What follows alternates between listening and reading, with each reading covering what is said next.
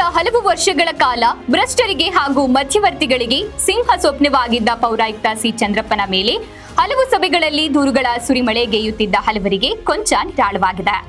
ಚಳ್ಳಕೆರೆ ನಗರದಲ್ಲಿ ಖಡಕ್ ಅಧಿಕಾರಿಯಾಗಿ ಹಲವು ವರ್ಷಗಳ ಕಾಲ ಚಳ್ಳಕೆರೆ ನಗರಸಭೆಯಲ್ಲಿ ಪೌರಾಯುಕ್ತರಾಗಿ ಸೇವೆ ಸಲ್ಲಿಸಿ ಪೌರಾಯುಕ್ತ ಸಿ ಚಂದ್ರಪ್ಪ ಲೋಕಸಭಾ ಚುನಾವಣೆ ಹಿನ್ನೆಲೆಯಲ್ಲಿ ಹೊಸಪೇಟೆ ನಗರಸಭೆಯಲ್ಲಿ ಸೇವೆ ಸಲ್ಲಿಸಿದ್ದರು.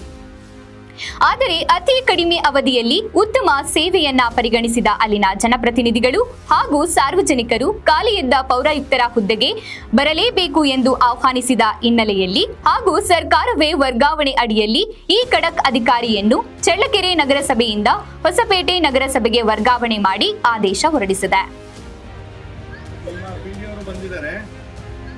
ನೀವು ಮೊನ್ನೆ ಈ ಸತ್ತು ರಿನ್ಯೂವಲ್ಗೆ ನೀವೇನು ಹೇಳಿದ್ರಲ್ವಾ ಇನ್ಸ್ಟ್ರಕ್ಷನ್ಸ್ ನಮ್ಮ ಕಮಿಷನರ್ ಚಂದ್ರಪ್ಪ ಅವರಿಗೆ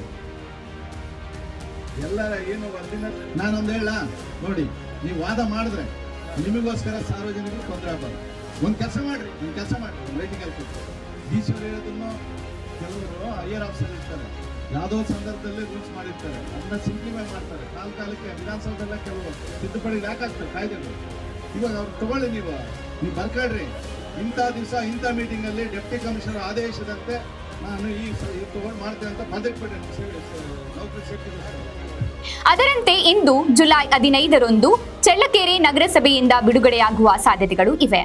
ಇನ್ನು ಚಳ್ಳಕೆರೆ ನಗರಸಭೆಯಲ್ಲಿ ಪೌರಾಯುಕ್ತರ ಖಾಲಿಯಾದ ಸ್ಥಾನಕ್ಕೆ ಕೆಆರ್ಪೇಟೆ ಮೂಲದ ಕೆಜಿಎಫ್ನಲ್ಲಿ ಖಡಕ್ ಅಧಿಕಾರಿಯಾಗಿ ಸುಮಾರು ಬಾರಿ ವರ್ಗಾವಣೆ ಭಾಗ್ಯಗಳನ್ನ ಹೊತ್ತಿರುವ ಜಗದೀಶ್ ರೆಡ್ಡಿ ಅವರು ಈ ಸ್ಥಾನಕ್ಕೆ ಬರುವ ಸಾಧ್ಯತೆಗಳು ದಟ್ಟವಾಗಿ ಹಬ್ಬಿವೆ. ಇನ್ನು ಜುಲೈ 15ರ ಇಂದು ಸರ್ಕಾರ ವರ್ಗಾವಣೆ ನೀಡಿದರೆ ಅಧಿಕಾರ ವಹಿಸಲಿದ್ದಾರೆ. ಇಲ್ಲವಾದರೆ ಅಧಿವೇಶನ ಮುಗಿಯುವವರೆಗೂ ಖಾಲಿ ಹುದ್ದೆ ಇರಲಿದೆ ಚಳ್ಳಕೆರೆ ನಗರಸಭೆಯಲ್ಲಿ ಎಂದು ಕೆಲವರ ಅಭಿಪ್ರಾಯವಾಗಿದೆ.